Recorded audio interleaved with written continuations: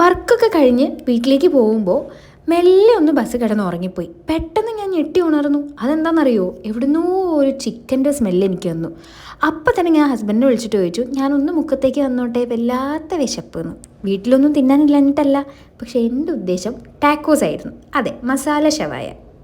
അതെ, നിങ്ങൾ ആരും വിചാരിക്കേണ്ട ഓ ഇവർ വലിയ റിച്ച് ലൈഫാണോ, ടാക്കോസും അതും ഇതൊക്കെ മാത്രമേ കഴിക്കുള്ളൂ, വീട്ടിലുള്ളതൊന്നും കഴിക്കാതെ. അങ്ങനെയല്ല കേട്ടോ. എപ്പോഴെങ്കിലും ഒന്ന് പുറത്ത് പോയി പുറത്ത് ഫുഡ് കഴിക്കുന്നതൊക്കെ ഒരു സന്തോഷമല്ലേ. നിങ്ങൾ അങ്ങനെ ചെയ്യാറില്ല എന്നുണ്ടെങ്കിൽ ഇടയ്ക്കൊന്ന് അങ്ങനെ ചെയ്ത് നോക്കൂ കേട്ടോ, അത് അടിപൊളിയാണ്. നമ്മളെയൊക്കെ ലൈഫിൽ നമ്മളെല്ലാവരും ഏകദേശം ഇതേപോലെ തന്നെയാണ്. ഒട്ടുമിക്ക ദിവസവും നമ്മൾ പണിക്ക് പോവും.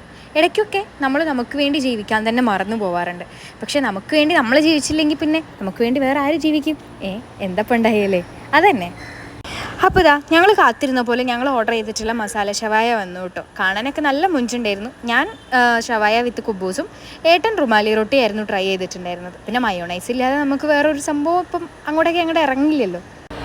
നിങ്ങൾ ആരെങ്കിലും വിശന്ന് നിൽക്കുമ്പോഴാണ് ഈ വീഡിയോ കാണുന്നുണ്ടെങ്കിൽ എന്നോട് ക്ഷമിക്കണം. നിങ്ങൾക്ക് എല്ലാവർക്കും വേണ്ടിയിട്ട് ഞങ്ങൾ കഴിച്ചിട്ടുണ്ട് കേട്ടോ. പിന്നെ നോർമലി നമ്മൾ എന്തൊരു ഫുഡ് കഴിക്കുകയാണെങ്കിലും ആദ്യം തന്നെ വായയിൽ വെക്കുമ്പം കൊള്ളാം എന്നുള്ളൊരു എക്സ്പ്രഷൻ ആണല്ലോ കാണിക്കേണ്ടത്. സത്യം പറഞ്ഞാൽ അത്യാവശ്യം നല്ല എരിവുണ്ടായിരുന്നു. അത് എനിക്കധികം എരിവ് പറ്റാത്തതിനെ കൊണ്ടാണോ എന്ന് എനിക്കറിയില്ല. അത്യാവശ്യം നല്ല സ്പൈസി ആയിരുന്നു. തണുപ്പണ്ണ വെറുതെ കളയണ്ടെന്ന് വെച്ച് തിന്നാനെണ്ണ എനിക്ക് അത്ര പിടിച്ചിട്ടില്ല. ഇത് വേണ്ടെണ്ണ, ഇത് അണ്ണ പൊട്ടിക്കണ്ണ, പൊട്ടിച്ചിട്ട് നമ്മള് കഴിച്ചില്ലേ കാശ് എടുക്കണ്ടേ. സംഭവം ചെറുതായിട്ടൊന്ന് ട്രോൾ ചെയ്തതാണ്. നിങ്ങൾക്ക് മനസ്സിലായിട്ടില്ലെങ്കിൽ ഞാൻ പറഞ്ഞുതരാമെന്ന് വിചാരിച്ചു.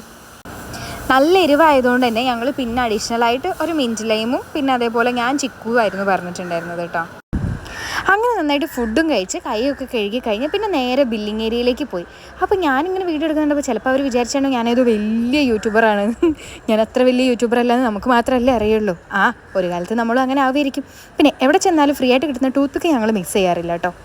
അങ്ങനെ ഫുഡും കഴിച്ചു. തിരിച്ച് ഞങ്ങളിങ്ങനെ പോകുമ്പോൾ ഇനിയും വരാം എന്നുള്ള രീതിക്ക് ഞാൻ ടാക്കോസിനോട് ചെറുതായി ഒന്ന് ബൈ ബൈ പറഞ്ഞിട്ട് വീട്ടിലേക്ക് പോയി. അപ്പോൾ ശരി, ബൈ.